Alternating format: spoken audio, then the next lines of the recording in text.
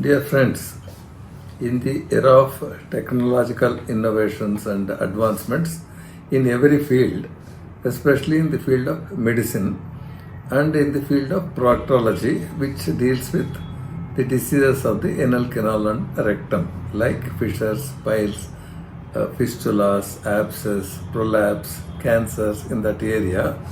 Now people are interested to know what are the advanced and newer technologies in this department.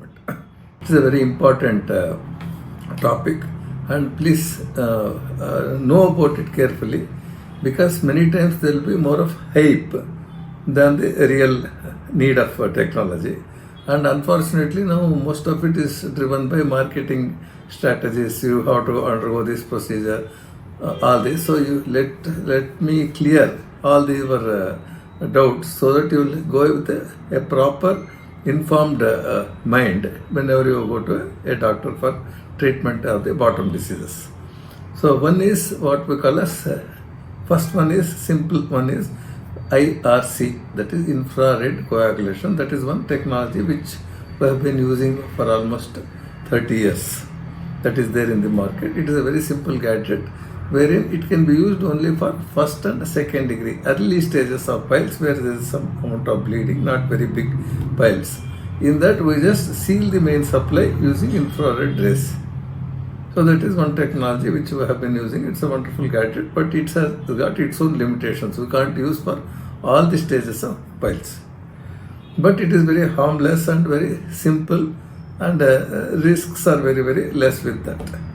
Second one is called RF, radio frequency unit. So in this we use heat produced by electrical energy, which will be converted into radio frequency waves, which will produce energy. That energy can be used, that heat energy can be used either to cut the tissues. Basically surgery is cutting, stitching. This is the main, this one in any surgical procedures.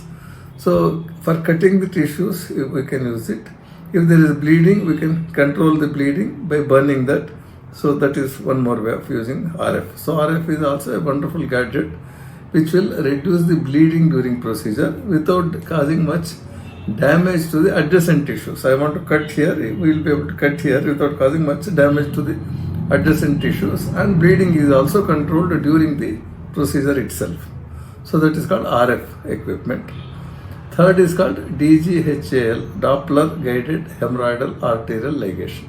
In that for the piles, third and fourth degree, even for some of the second degrees, if the bleeding is more and if it is not very big, so what we'll do is for each pile mass one or two blood vessels will be supplying to them. So we will detect using a Doppler technology where exactly is the blood vessel supplying to it, and then we'll close it off using one or two stitches for that, so that it gets closed and the piles will shrink.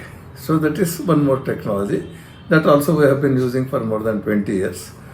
Third is lasers, which has come recently into the market, maybe about 10 to 12 years. Lasers have come into the market. Now different varieties of lasers are available for the treatment of piles and fistulas that can be used even for other procedures. So again, the lasers also do not have any magic. It has got its own usefulness and its own side effects. So the higher the technology it becomes, more dangerous if it is not used properly. The difference between RF, which produces heat energy, and laser also produces heat energy. The difference between these two is, in lasers, it will be releasing the energy through rays. So the moment we touch that area, the rays will come and it will cut the tissue or burn the tissue, or it evaporates the tissue, because the very high energy is released in a very short period and very precise. So lasers are more precise. So lasers themselves do not do any surgery or cure the disease or prevent the disease. There is a lot of hype going on, saying that if I do laser operation, I won't get the fistula again, or I will not have complication, I will not have pain. It is not true. So laser is a very precise guided procedure. We can use it but it doesn't make the recurrence rate and all, it won't make any difference. It all depends on how we use the gadget. So lasers are different varieties of lasers. As a common man, one need not go to the details of all those things. Third is video assisted procedure. While during procedure, we'll put some video cameras inside, observe, under the guidance, we can do the procedures. That is one more new technology. Next one is circumferential endoanal ultrasound guided procedure. It looks a very big name, don't worry about it. What it means is, just before doing surgery, especially for infective cases, abscess, fistulas and all that, we'll put a probe into the anal canal after giving anesthesia, and then we will get a full, completely circumferential view of that area. So we'll be able to see all the structures, the muscles, the space in between the muscles, infected glands, then the tracts of the fistulas, abscess collections, all that we'll be able to trace and do the procedures under that guidance. So this is the first machine we have introduced in India, and we are getting good results because of that. Then the other next technology what has come into market is which has been used is ultrasonic guided procedures, ultrasonic machines, wherein when you want to cut a tissue, we either cut with the scissors or cut with RF or with lasers. Whereas in this, we'll be able to hold the tissue in between which we want to cut, and then when you apply this one, it will not produce heat there, but because of the vibrations, intense vibrations it produces there, it crushes the tissue and stops the bleeding as well as it cuts. So this technology is being used. Now we have added that also to hasten the process of surgery. We can do the surgery at a very faster and then reduce the bleeding to the minimum, and faster healing also will be there. So that is also we have added very recently. So these are all some of the technologies, and every year some new technology will be coming. So just because there is a technology, it doesn't mean that every surgery has to be done through that. So the intelligent use of technologies is more important than using a gadget. Many times what happens, a big hype is created in the market and by the marketing team, and even the gadgets, the people who make gadgets and all, they make a hype of it, and then people think that everybody has to undergo to that technology alone. It's not like that.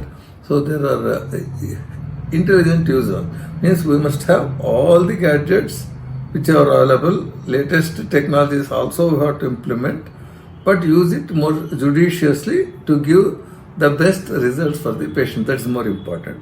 From your side as a customer, as a patient, when you go to doctor, you can get glimpses of knowledge, but don't go into the very much depths of it or hype of it, and then don't go on insisting, I want laser treatment, I want circumferential guided procedure. Don't tell all that. Leave this one to the doctor, the specialist, because he has the knowledge where it is used better. So get the knowledge, but don't insist on the technology which you want, you choose. It is not that choice should be left to the patient. Very rarely we give a choice to the patient if there is economic issues. People who can't afford the latest technologies, they may opt for lesser technology. It doesn't mean that they'll get bad results.